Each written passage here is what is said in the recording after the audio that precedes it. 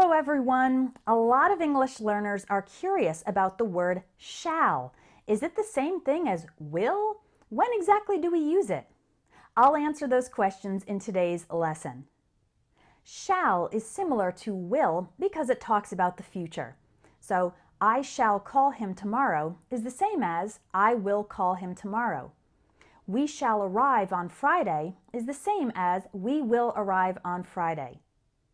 However, in modern American English, shall is almost never used to talk about the future. It sounds very formal, and we pretty much always use will, or even more commonly, the short form. I'll call him tomorrow. We'll arrive on Friday. In British English, you might hear shall used a little more often to talk about the future, although the trend is actually moving more towards will in British English as well. There are still a couple places in which Americans sometimes use shall. I can think of 3 examples. One is when we want to ask a question with a little more formality. A common example is at a wedding or a formal dance, one person asking another, "Shall we dance?" It sounds more elegant than "wanna dance," which would be an informal way to ask it. Or at the beginning of a business meeting, the leader might say, "Shall we get started?" In this case, the more informal way would be, "Should we get started?" or simply, "Let's get started." The second case is in legal language. Shall can be used for obligations or requirements. For example, workers shall wear protective equipment at all times. And shall not is used for things that are prohibited. For example, the company shall not discriminate on the basis of race or gender. However, some people within the legal world are encouraging these to be replaced with must and must not, since these sound stronger and more certain.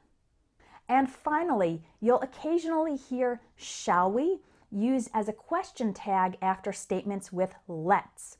So the business person beginning a meeting could say, "Let's get started, shall we?" It's a way to make a suggestion using let's, and then request acknowledgement by using shall we? But in more informal, everyday English, many people would simply use okay as the question tag. For example, "Let's take a coffee break, okay?" Or, "Let's leave as early as possible tomorrow morning, okay?" So let's finish up, shall we?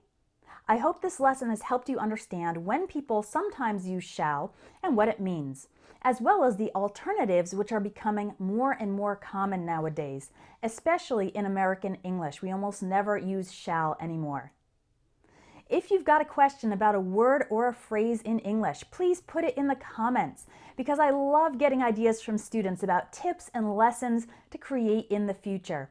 And if you want to take your English to the next level, check out my courses and ebooks at espressoenglish.net, because they can help you improve your speaking, understand better when listening, expand your vocabulary, and so much more.